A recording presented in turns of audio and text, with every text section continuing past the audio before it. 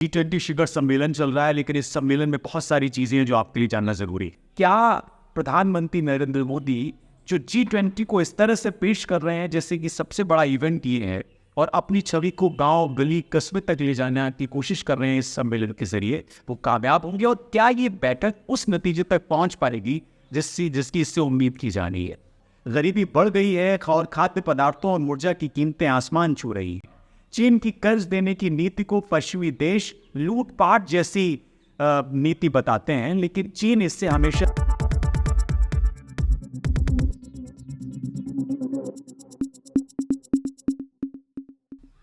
नमस्कार, मैं हूं शिवम। आप देख रहे हैं पीपुल वर्सेस पॉलिटिक्स। G20 शिखर सम्मेलन चल रहा है, लेकिन इस सम्मेलन में बहुत सारी चीजें हैं जो आपके लिए जानना जरूरी है। इसमें हिस्सा लेने वाले देश वैश्विक सकल घरेलू उत्पाद का 85%, वैश्विक व्यापार का 75% की हिस्सेदारी रखते हैं। ये 19 देश, 9 मेहमान देश, 11 अंतर्राष्ट्रीय संगठन, सभी एक छत के नीचे नई दिल्ली में जमा हुए हैं। कार्यक्रम की शुरुआत में मैं एक घटना के बारे में आपको बताना चाहता हूँ। बड़ी दिलचस्प घटना है ये।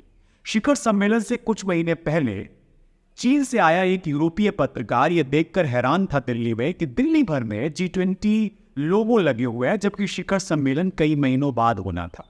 उसमें तमाम रिपोर्ट्स हुई, उसकी तुलना बार्सिलोना में 1992 में हुए ओलंपिक की ब्रांडिंग से उस पत्रकार ने कर दी। भारत ने G20 को एक ऐसे कूटनीतिक आयोजन में बदलने की कोशिश की है जो इससे पहले कभी नहीं देखा गया, किसी देश में नहीं देखा गया। बीते साल 60 भारतीय शहरों में 200 बैठकें आयोजित की गई। इस सम्मेलन के लिए दिल्ली को बड़े बड़े होर्डिंग्स और पोस्टरों से सजा दिया गया। इसमें सम्मेलन में भाग लेने वाले प्रतिनिधियों के स्वागत संदेश के साथ साथ प्रधानमंत्री नरेंद्र मोदी की फोटो भी लगाई गई। ये दुनिया को गले लगाने की भारत की तत्परता को दिखाते हुए नजर आए। ये सारी कोशिशें, ये सारे प्रयास शिखर सम्मेलन के अंत में नेताओं की ओर से एक संयुक्त बयान जारी करने की उनकी क्षमता तक पहुंचेगा या नहीं, ये सवाल है। ये अंतर्राष्ट्रीय चिंता के मुद्दों पर व्यापक सहमति का संकेत तो देता है, लेकिन ये बनने की सहमति ये भी सवाल है। भारत सम्मेलन के अंत में एक संयुक्त बयान के लिए कड़ी मेहनत कर रहा है। अगर ये शिखर सम्मेलन बिना किसी साझा घोषणा के खत्म होता है तो ऐसा पहली बार होगा, लेकिन G20 के लिए ये आसान नहीं है, जो कई मुद्दों पर बटा हुआ दिखाई देता है। इनमें सबसे बड़ा मुद्दा जो है वो है यूक्रेन का युद्ध।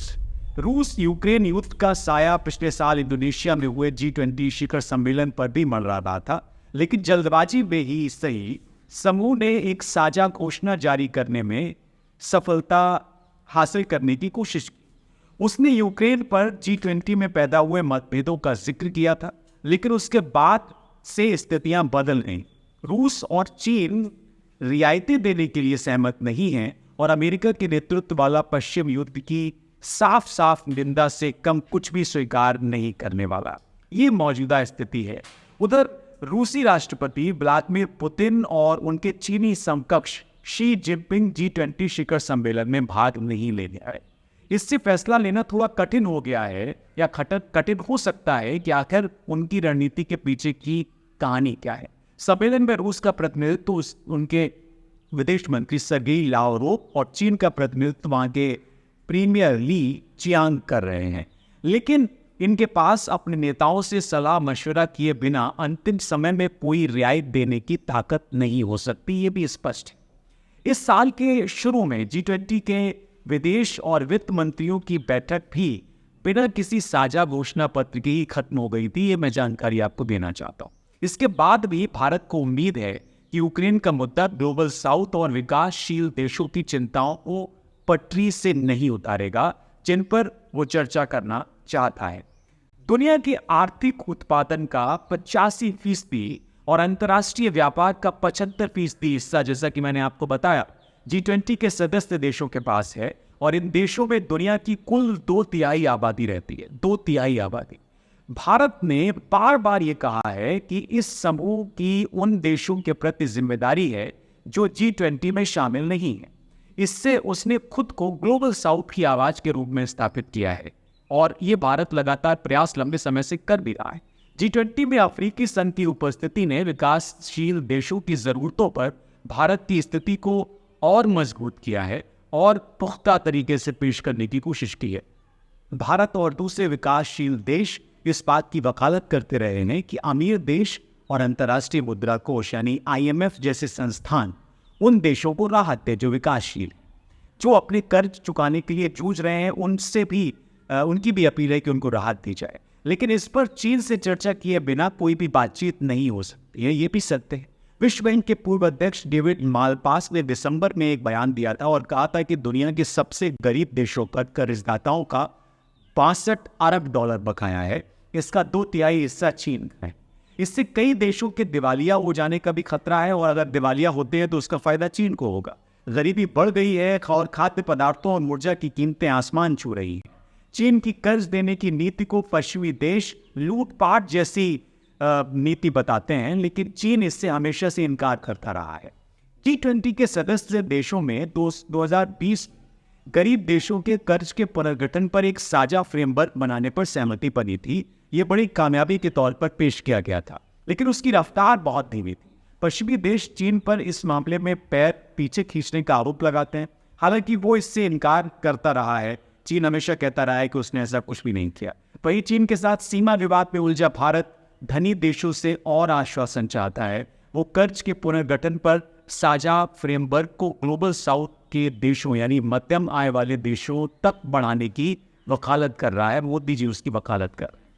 उसकी इस मांग का पहले यूरोपीय संघ ने भी समर्थन किया है, लेकिन अगर पश्चिमी के जो देश कर्ज संकट के लिए चीन को दोषी ठहराने पर अड़े रहे तो ये एक रोड़ा बन सकता है और चीन पीछे हो सकता है।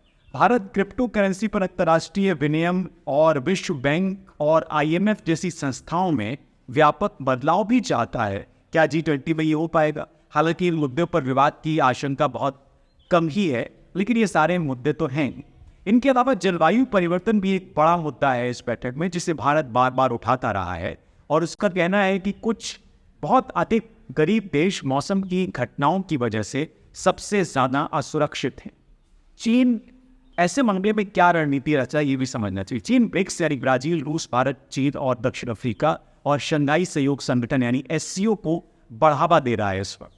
ब्रिक्स में अभी हाल ही में अर्जेंटीना, मिस्र, इथियोपिया, ईरान, सऊदी अरब और UAE को इसमें शामिल किया गया है और इन सभी देशों के साथ चीन के बड़े अच्छे ताल्लुकात हैं। चीन की नई रणनीति तो G20 के बरस ब्रिक्स, भारत कुछ उन देशों में शामिल है जो ब्रिक्स और SCO में शामिल हैं और वो पश्चिमी देशों के दबदबे वाले क्वाड, G7 यानी आमंत्रित देश और G20 में भी शामिल है। तो भारत की भूमिका बड़ी महत्वपूर्ण हो जाती है और इस संदर्भ में भारत के लिए एक सफल शिखर सम्मेलन आयोजित कराना महत्वपूर्ण है और ये एक महत्वपूर्ण वैश्विक शक्ति के रूप में उसकी स्थिति और परिणाम देने वाले विश्व नेता के रूप में नरेंद्र मोदी की छवि को और मजबूत करने का काम भी करेगा, जो वो खुद कोशिश भी कर रहे हैं। ये न केवल विभिन्न बहुपक्षीय मंचों पर संतुलन बनाने की भारत की क्षमता को भी दिखाएगा, बल्कि इससे घरेलू स्तर पर प्रधानमंत्री नरेंद्र मोदी की छवि को और बड़ा बनाने में भी मदद मिलेगी, वो भी ऐसे समय में जब अगले ही साल भारत में आम चुनाव होने। ऐसे समय में भारत इसको राजनीतिक तौर पर भी मोदी इस्तेमाल करना चाह रहे हैं। G20 के कार्यक्रमों के जरिए प्रधानमंत्री नरेंद्र मोदी विदेश नीति को छोटे कस्बों और शहरों तक ले गए हैं और ऐसे में घरेलू और वैश्विक राजनीतिक व्यवस्था में उनके लिए जोखिम बहुत ज़्यादा है। ये एक बहुत महत्वपूर्ण चीज़ है कि ऐसे समय में क्या प्रधानमंत्री नरेंद्र मोदी जो G20 को इस तरह से पेश कर रहे हैं जैसे कि सबसे बड़ा इवेंट ये है और अपनी छवि को गांव, गली, कस्बे तक ले जाने की कोशिश कर रहे हैं इस सम्मेलन के जरिए, वो कामयाब होंगे और क्या ये बैठक उस नतीजे तक पहुंच पाएगी जिसकी इससे उम्मीद की जा रही है। फिलहाल आज के कार्यक्रम में इतना ही। इस सवाल के साथ मैं आपके साथ छोड़े जाता हूँ। आपसे ये अनुरोध है कि आप लाइक, शेयर और सब्सक्राइब करें। आप किस तरह का कार्यक्रम देखना चाहते हैं ये भी ज़रूर बताएं और मुझे इजाज़त दें। बहुत शुक्रिया।